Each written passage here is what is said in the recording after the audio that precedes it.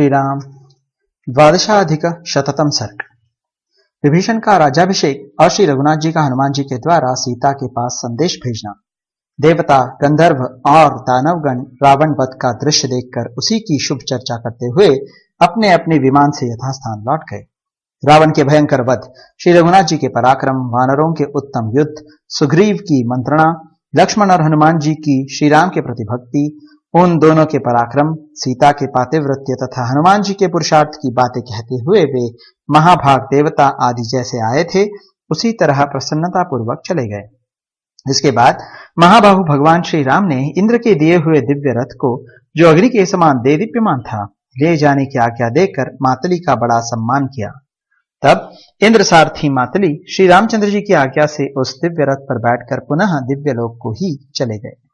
मातली के रथ सहित देवलोक को चले जाने पर रथियों में श्रेष्ठ श्री राम ने बड़ी प्रसन्नता के साथ सुग्रीव को हृदय से लगा लिया। सुग्रीव का आलिंगन करने के पश्चात जब उन्होंने लक्ष्मण की ओर दृष्टि डाली, तब लक्ष्मण ने उनके चरणों में प्रणाम किया। फिर वानर सैनिकों से सम्मानित हो वे सेना की छावनी पर लौट आए। वहां आकर रघुनाथ जी ने अपने समीप खड़े हुए बल एवं उद्दीप्त तेज से संपन्न सुमित्रानंदन लक्ष्मण से कहा, सौम्य, अब तुम लंका में जाकर इन विभीषण का राज्याभिषेक करो, क्योंकि ये मेरे प्रेमी, भक्त तथा पहले उपकार करने वाले हैं। सौम्य, ये मेरी बड़ी इच्छा है कि रावण के छोटे भाई इन विभीषण को मैं लंका के राज्य पर अभिषिक्त देखूं। महात्मा श्री रघुनाथ जी के ऐसा कहने पर सुमित्रा कुमार लक्ष्मण को बड़ी प्रसन्नता हुई। उन्होंने बहुत अच्छा कहकर सोने का घड़ा हाथ में लिया और उसे वानर युद्धपतियों के हाथ में देकर उन महान शक्तिशाली तथा मन के समान वेग वाले वानरों को समुद्र का जल ले आने की आज्ञा दी। वे मन के समान वेगशाली श्रेष्ठ वानर तुरंत ही गए और समुद्र से जल लेकर लौट आए। तदनंतर लक्ष्मण ने एक घट जल लेकर उसे उत्तम आसन पर स्थापित कर दिया और उस घट के जल से विभीषण का वेदोक्त विधि के अनुसार लंका के राज्य पद पर अभिषेक किया। यह अभिषेक श्री रामचंद्र जी की आज्ञा से हुआ था। उस समय राक्षसों के बीच में सुरदों से घिरे हुए विभीषण राज सिंहासन पर विराजमान थे। लक्ष्मण के बाद सभी राक्षसों और वानरों ने भी उनका अभिषेक किया।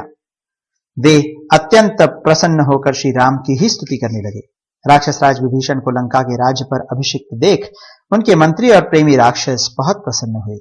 साथ ही लक्ष्मण सहित श्री रघुनाथ जी को भी बड़ी प्रसन्नता हुई।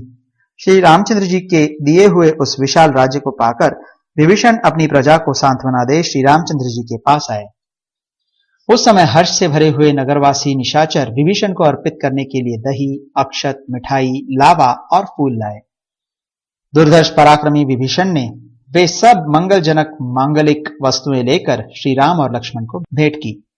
श्री रघुनाथ जी ने विभीषण को कृतकार्य एवं सफल मनोरथ देख उनकी प्रसन्नता के लिए ही उन सब मांगलिक वस्तुओं को ले लिया। तत्पश्चात उन्होंने हाथ जोड़कर विनीत भाव से खड़े हुए पर्वताकार वीर वानर हनुमान जी से कहा, सौम्य, तुम इन महाराज विभीषण की आज्ञा ले लंका नगरी में प्रवेश करके मिथिलेश कुमारी सीता से उनका कुशल समाचार पूछो। साथ ही उन विदेह राजकुमारी से सुग्रीव और लक्ष्मण सहित मेरा कुशल समाचार निवेदन करो। वक्ताओं में श्रेष्ठ हरीश्वर, तुम वैदेही को यह प्रिय समाचार सुना दो कि रावण युद्ध में मारा गया। तत्पश्चात उनका संदेश लेकर लौट आओ।